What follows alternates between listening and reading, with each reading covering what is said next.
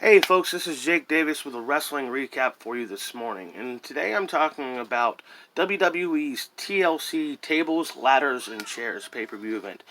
This is the last pay-per-view of the calendar year, which is the last pay-per-view of 2019, and not officially, not really the end of the decade, but like I was saying last night, pop culture wise, that's acceptable. You can, yeah. The last pay-per-view of the decade. And, like I said, I really enjoyed the show, except for one glaring segment. I'll get to that shortly. We were live in Minneapolis, Minnesota, and the opening bout was a ladder match for the SmackDown Tag Team Championships. Kofi Kingston and Biggie Langston of the New Day versus the Revival, Scott Dawson and Dash Wilder. I want to say hi. Want to come say hi? Hi. Say hello. Hello. You gonna go watch Batman? Okay. Oh, she didn't watch, the girls didn't get to see the show with me last night. They were doing Christmas shopping with their mommy. Tag title match, ladder match, really great. Great high spots. I gotta say, this was my favorite match of the night. There's a spot where Kofi does, like, this spinning dive, springboard dive, outside of the ring, landing on the ladder, right onto top of the ladder, hitting both of the other opponents. Looked like Wilder really busted his knee there in that spot. That was a scary spot. Biggie Langston on the apron, fucking hitting hitting a big splash. The guy moves. He just gets nothing but ladder. That was scary. A superplex on a ladder that's like laid out in between the middle ring and a second ladder standing. That was awful. That broke the ladder. I thought Big E's back was lacerated at one point because of just some paint or something. Or maybe just been some exposed wood or whatever was inside the ladder underneath, the painting. I thought it was blood at first, but it wasn't. Blood comes later. The finish is Big E take another terrifying spot for Big E Langston. He hits the big ending off the ladder onto Dawson. And then Kofi Kingston, who's hanging upside down in the Tree of Woe, on the ladder, gets to his life. He hits Wilder with the belt. Wilder falls off the top of the ladder onto the debris of the already broken ladder. More nastiness. And then Kofi pulls himself up, grabs the belts, and retains the tag team titles. What a great match. This was one of the best ladder matches I have ever seen. 5-star, one of the best matches of the year. This was magnificent match. Could not speak higher. Next up, we have another good match. It was kind of a special challenge because Buddy Murphy versus Aleister Black. Aleister Black's in his... You gotta pick a fight with him if you dare. And Buddy Murphy, these guys were really evenly matched despite the size advantage. They had similar styles. Terrific, but early in the match, there's a botched face plant on the ring steps, and Black breaks his nose, for real. And blood all over his nose, getting on Murphy. And you could just see, it takes him a while to kind of get his heart back into the match, because you could tell he's in pain. He's slowing down. You can hear him, like, calling spots. You can tell he was in a lot of pain from that broken nose, but he worked through it, hit a black mass out of nowhere, won the match. Great match, great performance from Black. Next was, what a segment, the Raw Tag Team Championship Open Challenge match. The Viking Raiders come out to the ring, and they got a table with all the KFC, like these four people sitting right at ringside. I mean, like, on the ring side of the barricade, eating some KFC, man, and just, you could tell, just best seat in the house. These people are really happy to be there. And the OC answered the challenge, basically saying, we're already the best tag team in the world. We won the tournament in Saudi Arabia. We beat you guys to do it. We get that title shot. So that is, they fight. And these two teams this is the feud I kind of won, because it looked like they were going to have feud, almost like it kind of went dead stop there for a little bit. But, good chemistry. These guys were real good. I hated the finish for this, because the referee's counting out the guys. And then there's a suicide dive at like 8, and the referee just keeps counting. No, that breaks the count. And there's a double count out. After the match, the baby faces, the War Raiders, grabbed grabbed the table. The heels grabbed the KFC table because they're going to use it, and everybody at the same time just grabs the chicken. Get the chicken. They should have got the biscuits, man. They should have got the biscuits too. Anyhow, so they got the table, and the baby faces get back in control, and they knock the food off the table, and that gets a boo. They booed spilling the KFC. That's not cool, man. So they put Anderson to the damn table, and he got coleslaw on him and everything. I loved this segment. I didn't like the finish, but that whole thing was just so goddamn entertaining. Up next is in name only, tables, ladders, and chair match between Baron Corbin, King Corbin, and Roman Reigns. Now, this is just a street fight, I don't know why they had to call it tables, ladders, and chairs, just because those are the weapons at ringside when the guys also use, other stuff too. This is typical Corbin match. Corbin's not bad, he's just, I don't know, I'm just not a big fan of the guy. The real story here was all of the insane interference. Corbin starts the match with like his, 5 or 6 ring boys who carry him to the ring on a throne, jumping Roman before the bell. One gets thrown right through a table with chairs on it. They don't even bother to move the chairs. Just Roman picks them up and bam, right through the table. That was a great spot. Then there's Then Dolph Ziggler interferes, and then the Revival come running back. I'm like, why, guys? Aren't you fucking hurt? Anyhow, they got Roman beat down, and out of nowhere, they start fucking with a ring attendee, or a guy at ringside, like the timekeeper. It was like, what the hell? And I spent way too much time. They're gonna pour dog food on him. Then Roman Reigns comes in, saves the guy, and it gets a Florida back up. But eventually, the numbers game gets. It's like 9-on-1 basically. And the finish is they put a chair in the middle of the ring, ended days on the chair. Baron Corbin wins. I gotta say, after him being shoved down our throats all year long, he finally got a meaningful win. I mean, Kurt Angle's retirement match at WrestleMania was his retirement match. Of course he was gonna lose. The whole King of the Ring, which isn't even really an annual thing anymore or anything like that, was just designed to have some kind of push for him. It was designed for him to have a win. But this is an actual win in a real rivalry against a big star. So, at least, this guy's going to be a top heel. He's got to beat somebody. So he finally gets a big win, and at least that's smart booking. I just don't like the guy. But this match was fun. I enjoyed the match. Up next was the grudge match. Bray Wyatt versus The Miz. Now, Bray Wyatt's Universal Champion. Why is this not for Universal title? They don't even give you a reason. It's just not. Here, it's too quiet in there. Are y'all alright? Okay. Don't know what's for title. Bray Wyatt comes to the ring as the silly Mr. Rogers character, Bray Wyatt version, not as the Fiend. He has no offense, doesn't even try to defend himself. Miz just slaps him around, beats the shit. And the reason they're fighting is because, Miz was doing his stir the pot shit on Miz TV, and Wyatt started talking about his kids. Apparently this ridiculous segment. I didn't even watch SmackDown, but I guess they had this segment where Bray Wyatt left some creepy dolls in his baby's crib, and that was just stupid. Why would all these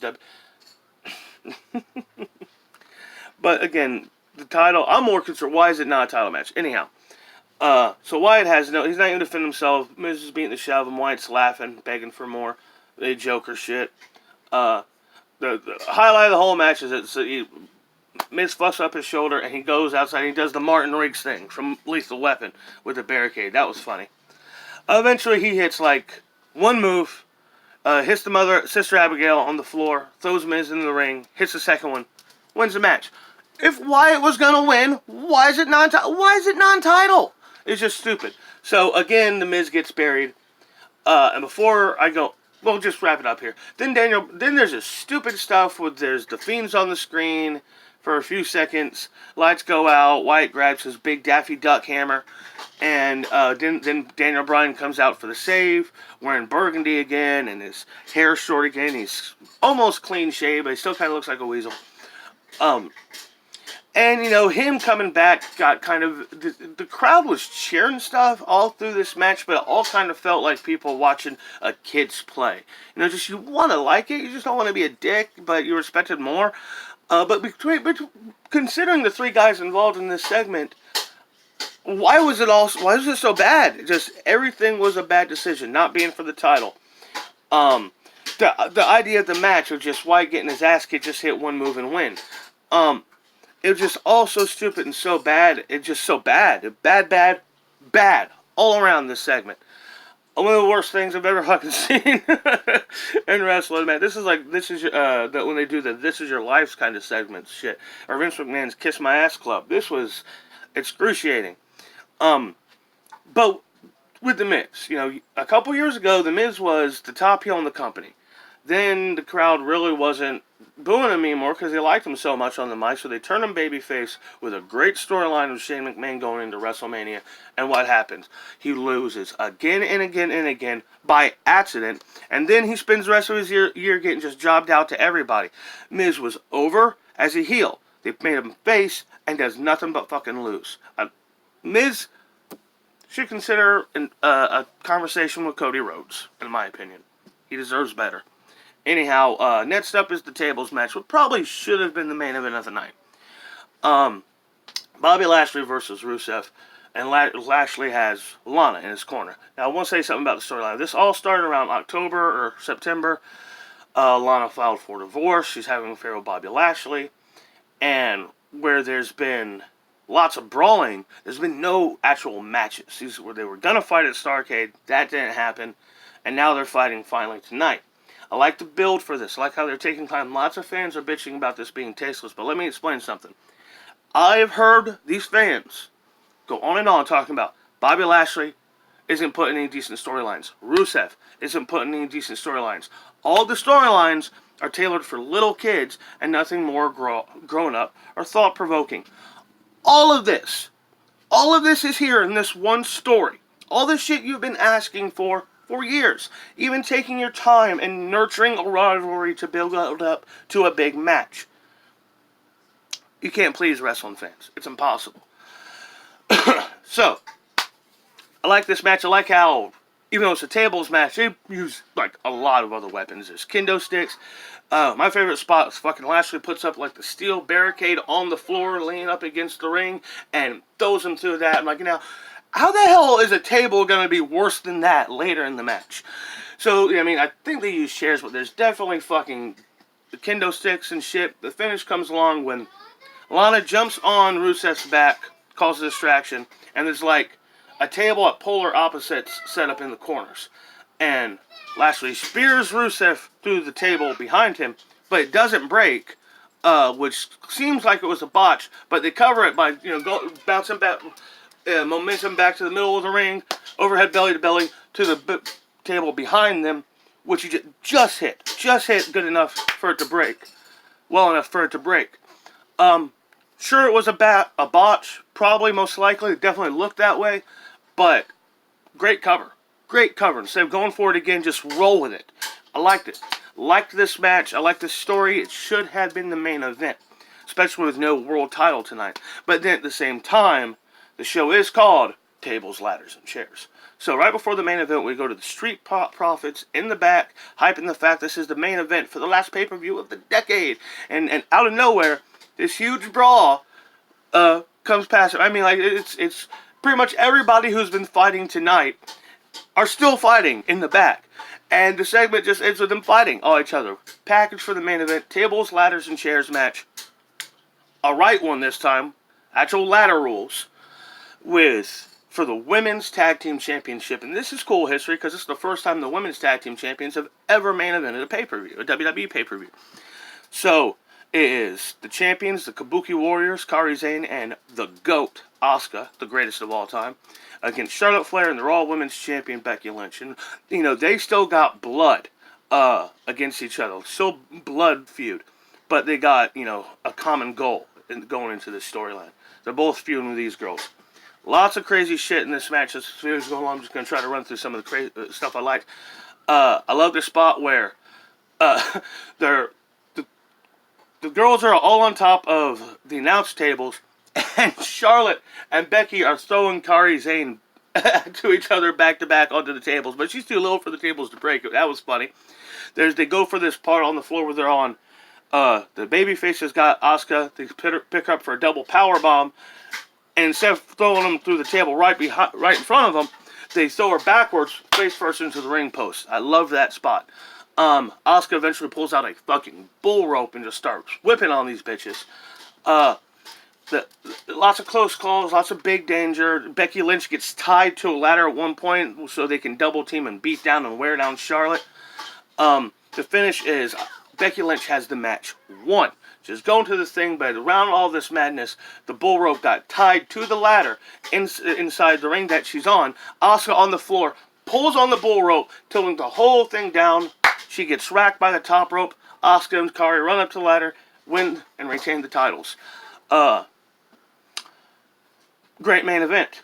But the show's not quite over, because right after that, literally almost seconds after, I think the girls are even still on the ladder, when they cut to the brawl that was in the back at the beginning of the match, has spilled out into the crowd, and they're fighting all through here. And the show goes off the air, where there's a group of guys on the floor, and there's Roman Reigns spears Baron Corbin off of like this small little height thing, and, like onto the group of dudes right as the show's going off the air.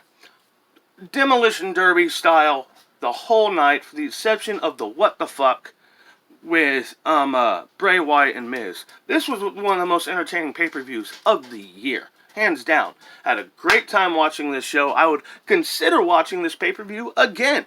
And not only is that opening ladder match so great, not only did the girls have a better main event, I thought this women's main event was the best of the women's main events WWE has put on pay-per-views over the last 3 years. Better than the WrestleMania main event, better than the Survivor Series main event. Had a great time watching the show, and so refreshing. The return of the 3-hour pay-per-view. It just moves so smoother. It's more entertaining. It doesn't drag, 4 hours for WrestleMania is fine. 5 hours for anything is a chore. I mean, but yeah, I love this show. I'd give it a B+. It loses the number because of that goddamn Wyatt match. But I loved TLC. If you watched this show last night, you got your money's worth, and the Minneapolis crowd was white hot the whole night. Anyhow, hope y'all like this video. Check out all my other stuff. I'm Jake Davis, and I'll catch you on the fly.